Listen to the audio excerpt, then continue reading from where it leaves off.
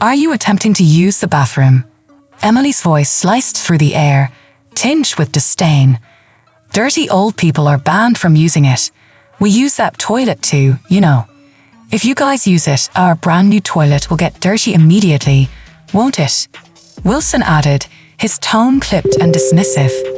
Sorry, but you'll have to make do with peeing in the bushes outside. Oh, and don't do it in the garden, okay? If you dirty our precious home even a little, I'll never forgive you both. Emily continued, her words dripping with contempt. We were taken aback by Emily and Wilson's words. A bathroom ban?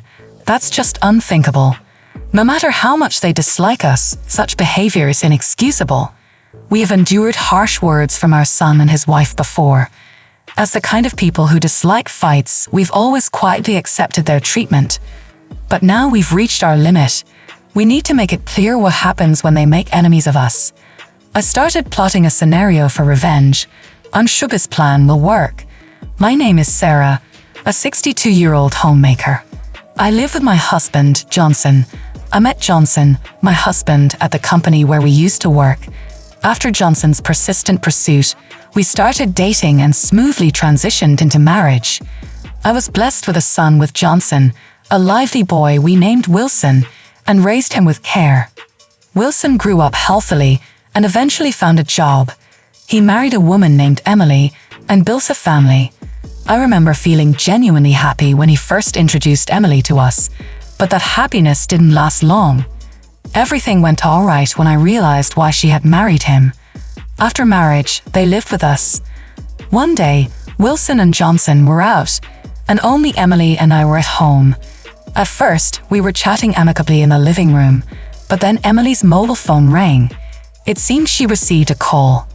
Sorry, Sarah. It looks like it's from a friend, she said as she excused herself and went back to her room. Left alone in the living room, I decided to clean the house to pass the time. As I was passing Emily's room, I inadvertently overheard her conversation. Her voice was so loud that I couldn't help but hear. Seriously, those old folks are living too long. If they suddenly died, we could get the inheritance. I married into the family for the president's fortune, but this is just hell, she said. Her words felt like a cold shower to me. Actually, Johnson's father was the president of a well-known top-tier company. However, the company was set to be inherited by his brother.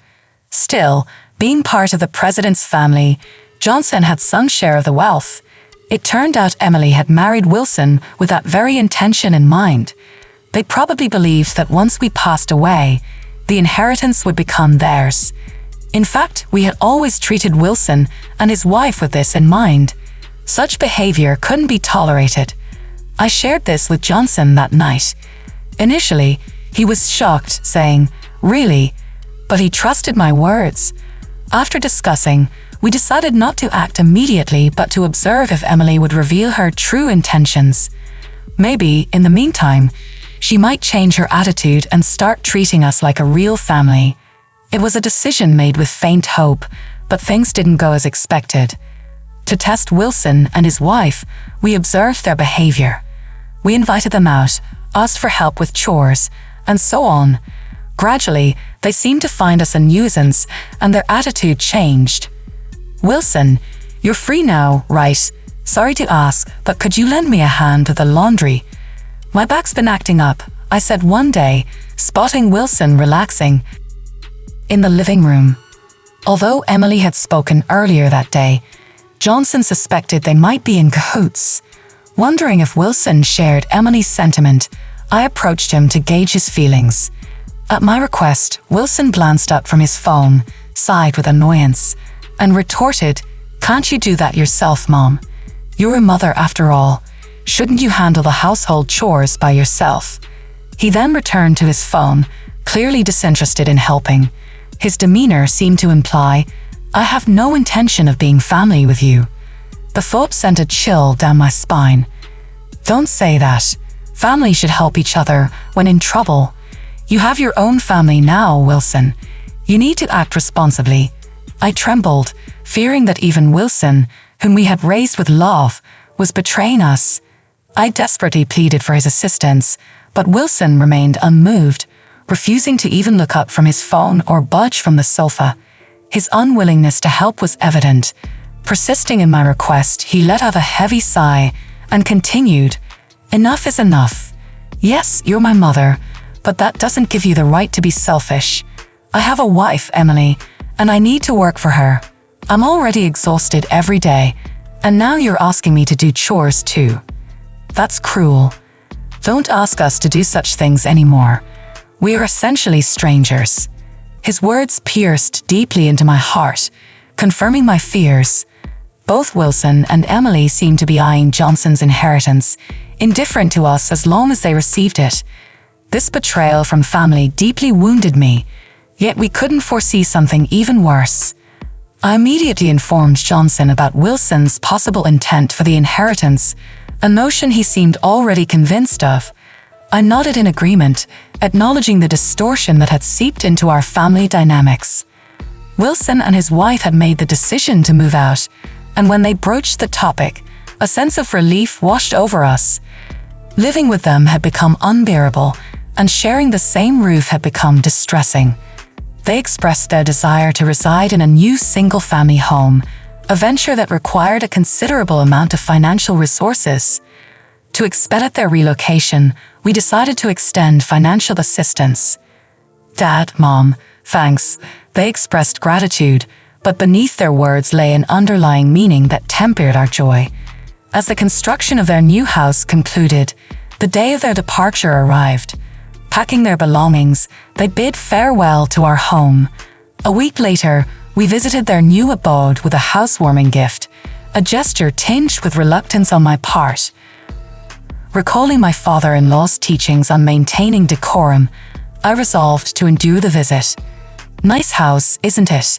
Smells like new construction," I remarked, attempting to mask my discomfort. Their home surpassed our expectations in its beauty, a testament to the investment poured into it. As we exchanged pleasantries in the living room, an urge to use the restroom overcame me. "Where's the bathroom?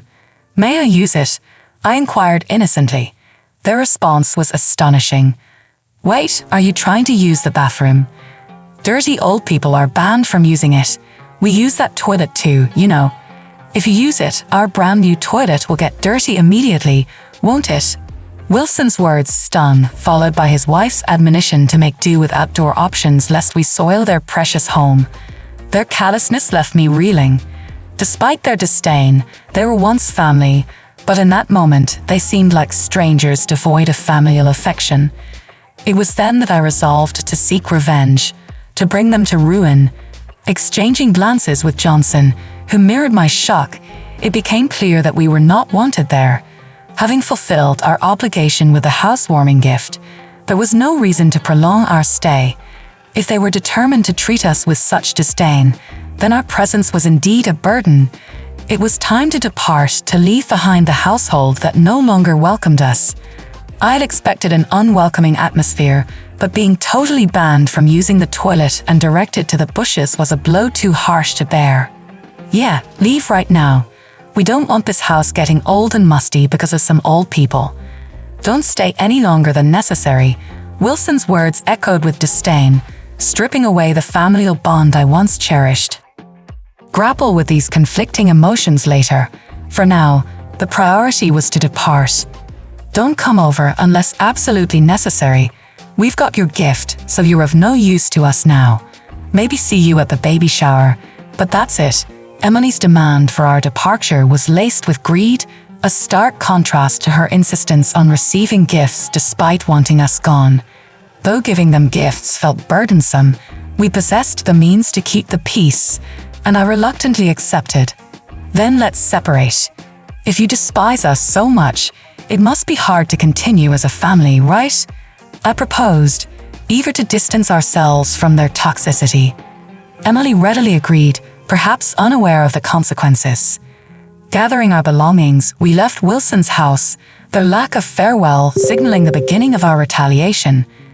Back home, I shared our revenge plan with Johnson, who found it intriguing and joined in wholeheartedly. As spouses, we have become mirrors of each other, united in our pursuit of retribution. We busied ourselves with preparations, eagerly anticipating the moment they would face the consequences of their actions. About a week passed, our lives calm and undisturbed by Wilson and his wife. However, I sensed a disruption looming on the horizon, and sure enough, the phone rang. Johnson and I exchanged knowing glances as I answered, putting Wilson on speaker. "Hello, Wilson. What's up? Did something happen?" I inquired, surprised by his casual tone despite the recent altercation. Wilson sounded cornered and desperate, his words disjointed as he pleaded for assistance. It was clear something had gone awry, and while I couldn't comprehend the specifics, I was ready to navigate the fallout. I had meticulously orchestrated this revenge, anticipating the repercussions Wilson might face. When he accused us of wrongdoing, demanding an explanation, I was at a loss since I was unaware of the specifics of his accusations. Encouraging him to elucidate, Wilson began his story in an angry tone. The trouble started when he went to work after the incident. While working, Wilson noticed an unusual change in the way his colleagues treated him. Their looks were unusually cold. Unable to bear this perception, Wilson, who often concerned himself with others' opinions, left work early that day, hoping it was just his imagination.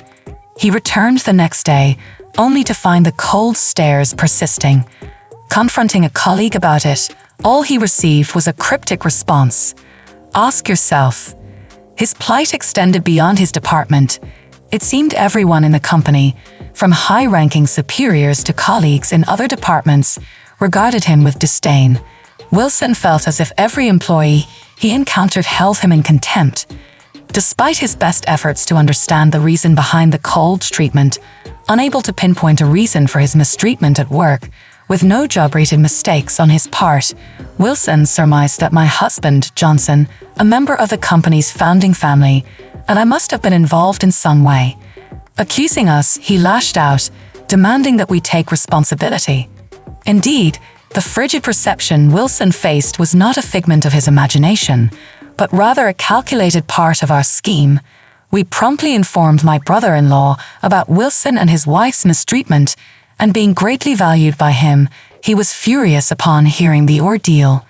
Unfortunately, my brother-in-law, not one to keep secrets, inadvertently leaked our story to his secretary and other managerial staff.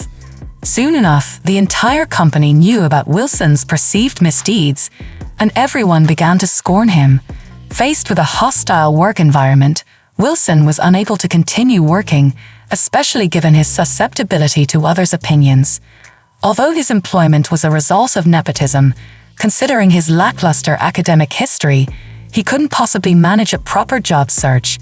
While the company may have seemed like his only option, working there under current circumstances was proving impossible for him. Wilson pleaded for us to intervene and rectify the situation. "I can't work under these conditions you caused, right? Then fix it." Wilson's voice boomed over the phone, demanding a resolution, but I harbored no intention of forgiveness. "We've disowned you, remember? Why seek help now?" "That was all Emily's doing," I retorted sharply. Despite once considering him and Dad as family, he had misconstrued the true meaning of familial bonds. Families are supposed to help each other, right? So help me. Wilson pleaded, but his misunderstanding of family dynamics left the conversation futile. With finality, I ended the call and blocked his number, severing ties with our own son. Our revenge was far from over. The following day, Emily's voice echoed through my phone, urgently requesting entrance. "Sarah, please open the entrance.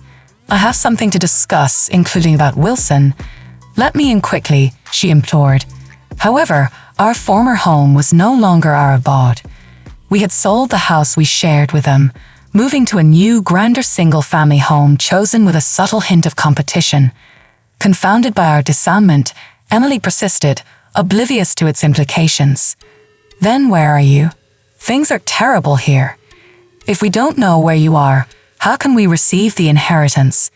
Tell me your current address," she pressed on, failing to grasp the gravity of our decision. "Emily, you can no longer receive any inheritance. We've disowned you, remember? We're no longer family. Why would we give an inheritance to someone who's not family? I explained patiently, astonished by her lack of comprehension. Her response was startling. I didn't know. That's a real problem. If we can't get the inheritance, let's forget about the disarmament, okay? We're still family, right? Her self-centeredness bordered on absurdity. Proposing that we cohabitate for financial gain, it was clear her motives were driven solely by the prospect of inheritance, disregarding past grievances. However, her proposition to live together, despite once driving us away, underscored her insatiable greed. Restarting life with them was out of the question, as their intentions remained tainted by selfish desires. I pondered whether Emily truly comprehended the gravity of our disarmament. Could she not grasp such a fundamental concept? Sorry, but we have to decline. From now on, please don't contact us. We've disowned you, so we're no longer family, and non-family members won't inherit anything. Please understand and give up, I asserted firmly. However, Emily persisted, pleading for forgiveness, clinging to a glimmer of hope. Yet my decision, and likely Johnson's as well, remained resolute. I ended the call with finality and promptly blocked her number, ensuring she couldn't reach us again. With that, we had completed the disarmament, severing ties cleanly and definitively. A sense of relief washed over us, lifting the weight of an unpleasant connection. Subsequently, I heard through acquaintances and my brother-in-law that Wilson and Emily's relationship deteriorated rapidly. They engaged in incessant fights over inheritance and employment, ultimately leading to a divorce. Amid bitter arguments over alimony and property division, they resorted to legal proceedings. Following the divorce, Emily sought refuge in her parents' home, hoping for acceptance. However, their reaction was far from welcoming. They were furious and promptly ejected her from their midst. Wilson, having resigned from his job, struggled to secure new employment, now laboring tirelessly in part-time roles to make ends meet. Meanwhile, Johnson and I basked in a peaceful and contented life, freed from the burden of the Wilson affair. With newfound freedom, we began planning a trip, extending an invitation to my brother-in-law and his wife as a token of appreciation for their support and collaboration in our revenge scheme. As we meticulously planned our vacation, we reflected on the profound lesson ingrained by Wilson and Emily's actions. Family transcends blood ties and entails unwavering support and solidarity in times of need. Their disregard for even their own kin underscored this lesson, leaving an indelible mark on us. Subsequently, I heard through acquaintances and my brother-in-law that Wilson and Emily's relationship deteriorated rapidly. They engaged in incessant fights over inheritance and employment, ultimately leading to a divorce. Amid bitter arguments over alimony and property division, they resorted to legal proceedings. Following the divorce, Emily sought refuge in her parents' home, hoping for acceptance. However, their reaction was far from welcoming. They were furious and promptly ejected her from their midst. Wilson, having resigned from his job, struggled to secure new employment, now laboring tirelessly in part-time roles to make ends meet. Meanwhile, Johnson and I basked in a peaceful and contented life, freed from the burden of the Wilson affair. With newfound freedom, we began planning a trip, extending an invitation to my brother-in-law and his wife as a token of appreciation for their support and collaboration in our revenge scheme. As we meticulously planned our vacation, we reflected on the profound lesson ingrained by Wilson and Emily's actions. Family transcends blood ties and entails unwavering support and solidarity in times of need. Their disregard for even their own kin underscored this lesson, leaving an indelible mark on us. One evening, as Johnson and I sat on the porch of our new home, watching the sunset, I turned to him and said, "You know, perhaps it's not just about what we've lost, but also what we've gained." Johnson nodded thoughtfully. "We've learned to value ourselves more, to stand up for our dignity. And we've learned that family is more than just a name. It's about love, respect, and mutual support." As we prepared for our upcoming trip, I realized that, despite the pain and betrayal, We had emerged stronger and more united than ever. Our bond had been tested and fortified through adversity, and we had reclaimed our happiness. The day we left for our vacation, I took one last look at the home we had built, the memories we had created, and the future that lay ahead. With Johnson by my side, I felt an overwhelming sense of peace. We had weathered the storm, and now it was time to embrace the calm that followed. As the plane ascended into the sky, carrying us towards new adventures, I held Johnson's hand and smiled. We were free from the shadows of the past, ready to embrace the light of a new beginning. And in that moment, I knew that no matter what challenges lay ahead, we would face them together with a strength and resilience that only true family can provide. The moral of the story is that true family is defined not by blood, but by love, respect, and mutual support.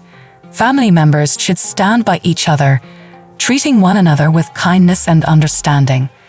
Betrayal and selfishness can sever even the closest bonds, but standing up for one's dignity and well-being is crucial. Ultimately, resilience and the willingness to protect one's own values lead to personal peace and fulfillment.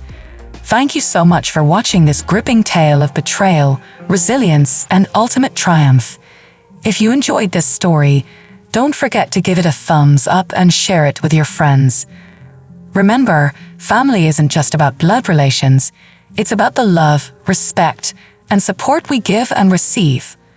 What did you think of the story's ending? Let me know in the comments below. Make sure to subscribe to my channel and hit that notification bell so you never miss a new story. Until next time, stay strong, stay kind, and keep believing in the power of true family.